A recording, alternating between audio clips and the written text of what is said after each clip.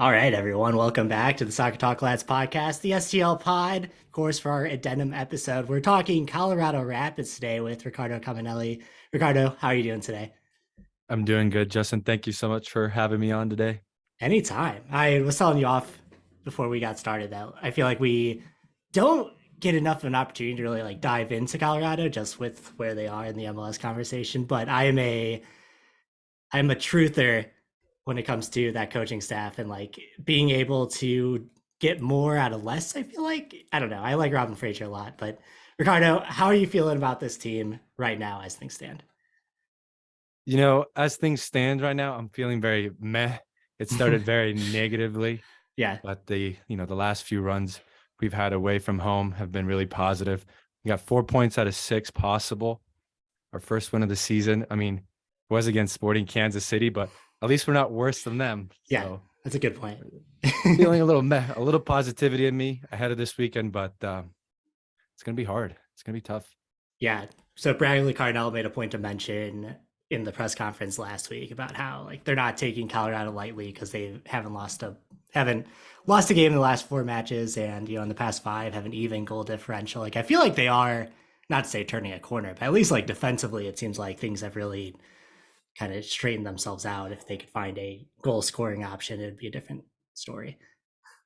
Yeah, I think defensively, it's really coming down to the three guys in the back with Danny Wilson, Lawless Abubakar, and Andreas Maxo. And then, of course, Sam Nicholson and both Keegan Rosenberry have been playing these wingback positions. So the Rapids doing this three in the back slash five in the back has been really giving them a little bit of an identity so far and getting a little bit comfortable, as you mentioned, with an even goal differential in their last matches. Getting through it. I think like that's the most important thing in this league. You don't want to be bad and like not have an identity. So at least if you can have something to like hang your hat on a little bit, it helps. Yeah, well, I think we're pretty mid. So Mm. hopefully, if we can make our way up to a little bit to a middle of the table, I think that really projects where we are right now. A team that averages 1 point per game. So Yeah. Ricardo, like I guess like what were your expectations before the season started? Because I think it was a little bit mixed, just with like Robin Fraser always seems to get more out of the team than you maybe expect looking at the roster. But like what were your expectations before the season started? yeah, I had really high expectations for the Colorado Rapids to really bounce back from 2022. I thought 2022 was a really bad year. They really a weak team on the road. They missed out on playoffs after in 2021 they were Mm. first in the West. So it was really disappointing. And I thought you can only go up from 2022. And with the acquisitions that we made over the summer, bringing in a DP center back and Andres Maxo, and then new attacking options and Kevin Cabral, who right now hasn't gotten many minutes. At the beginning of the season, feeling a little bit more optimistic. Jack Price was going to come back.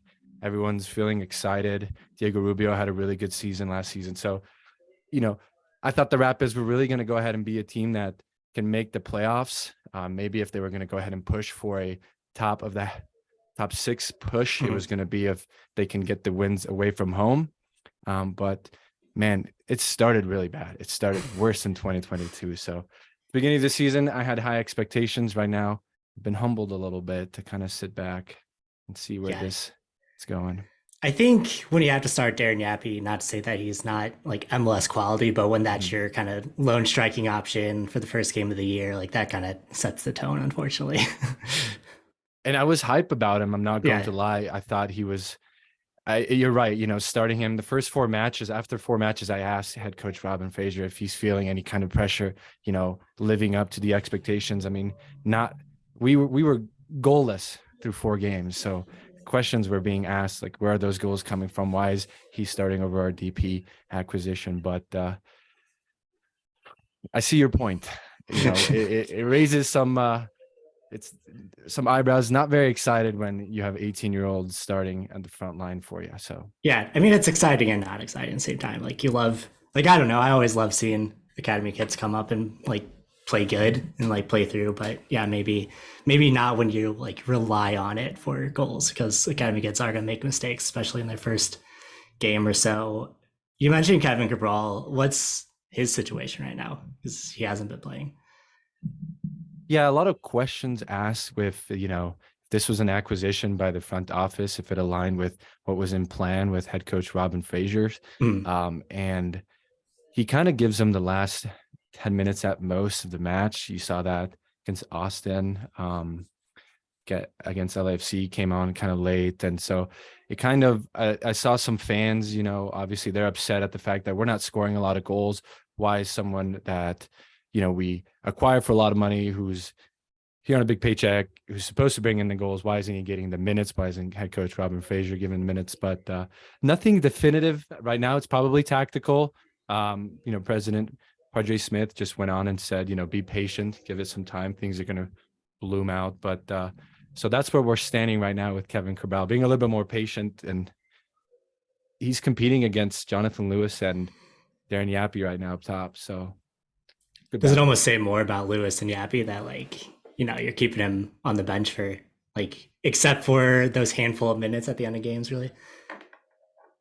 Yeah, it's interesting seeing Lewis now playing at the 9, because he was more playing on the left-hand side last season. So I wonder if he's having to get accustomed to playing in this new formation that we're playing under Fraser with the 3 in the back, which only gives us one guy up top. So between him and Yappy, it's an interesting battle. Is there, like, and I guess this is where we can take this conversation next, but obviously us here in St. Louis are familiar with being owned by a Kroenke Sports and Entertainment group. Is there, like, kind of unease in the fan base that, like, if you miss on your DP and, like, the one time that they spend money, that's going to be a while before it happens again? Or, like, what's kind of the general read as far as, like, ownership goes? Well, I'm not too entirely sure, honestly, because right now there's been a lot of organizational shifts, a lot of people moving around. It seems like quite a handful of new promotions for the internal front office, to trying to get maybe an idea or an identity of what the Colorado Rapids are going to go ahead and go towards in the future. I mean, in the last few years, I feel like we're more of a Moneyball team where we're picking up these players who are undervalued by the rest of the league, trying to, figure out if they're going to be a good take a good player or a flop. Building through trades, yeah. So I mean, right now it's kind of interesting to see where it's going to go ahead and go. I think with the organizational shifts, and I think the other teams in Denver that are owned by Kroenke have really successful. So a little bit of patience. I know maybe there's a little bit of anger from the fans that the Kroenke is not overly spending on the Rapids as much as the other teams, Colorado or other soccer teams that he owns. But that's where we are. That's the kind of team that we are right now. We're a Moneyball team. So yeah, like, I think the Rapids have such, like, an interesting spot just in, like, U.S. soccer history, obviously being an original MLS team. And I don't know, Denver is such a strong, like, soccer market too. I feel like they should have a prominent place in the, like, general U.S. soccer landscape. But, like, it does feel like they need an identity. And I think, like, the building pieces, at least for Robin Fraser's there, and you can basically build a team around his play style. And I think you're going to be pretty successful. But it seems like they haven't necessarily committed to that yet. And who knows, maybe these new acquisitions, and we got some international players in Connor Ronan, and I mentioned Andres Maxo, and they come in with quality, and they've already shown it at the beginning of the season, playing almost every minute they can. So if that's the road we're headed to again, and that led to a little bit of the optimism at the beginning of the season. We're getting excited. We're not picking up scrubs. We're picking up some actual good players, and who knows? We have to be a little bit patient. The season's long right now. We're struggling heavy with the heavy injuries. So, and like 66% of the league makes the playoffs, so it's always on the horizon. I fear that the Rapids are going to be one of the teams, though, that hands St. Louis a free goal, a pass back goal. I have a fear we're going to see something like that.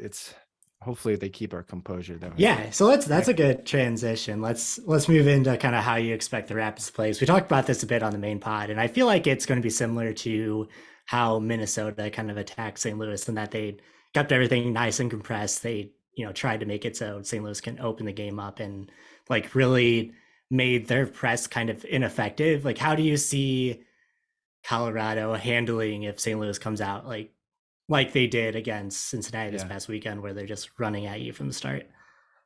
Honestly, I do expect St. Louis to come out that way if, they get a foot in the game early. I'm talking the first 5 minutes, if they're able to feel that, the possession and the pressure, because after that, with the way that St. Louis can go ahead and bombard that Rapids defense, they're just going to go ahead and sit back and absorb it and hopefully launch off the counterattack. So if the Rapids can withhold, I think it's going to be pretty heavy on the St. Louis. The ball is going to be played heavy on the Rapids half, mostly in St. Louis possession.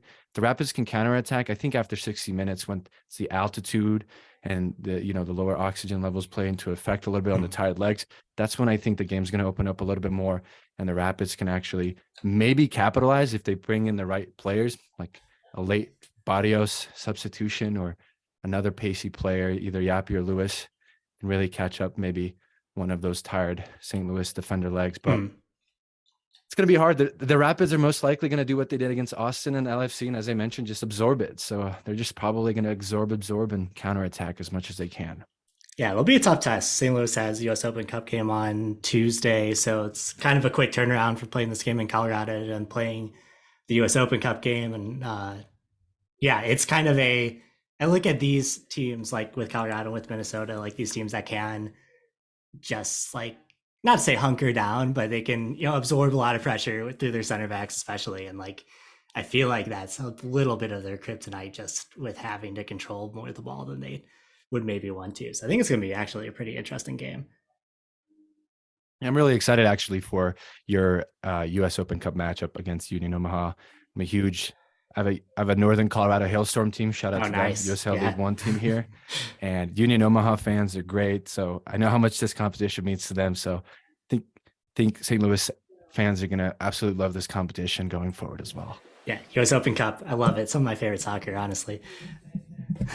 Well, Riccardo, thanks for hopping on. Obviously, you can check out Riccardo's work at Area Sportsnet. But Riccardo, where else can people find you if they want to follow you along? Yeah, you can listen to my word on Twitter, Instagram. Twitter on Linners and Woozers, or myself, Riccardo. You can check us out there from everything MLS, Rapids, USL, you name it. All right. Well, thank you, Riccardo. We'll talk soon. Well, thank you.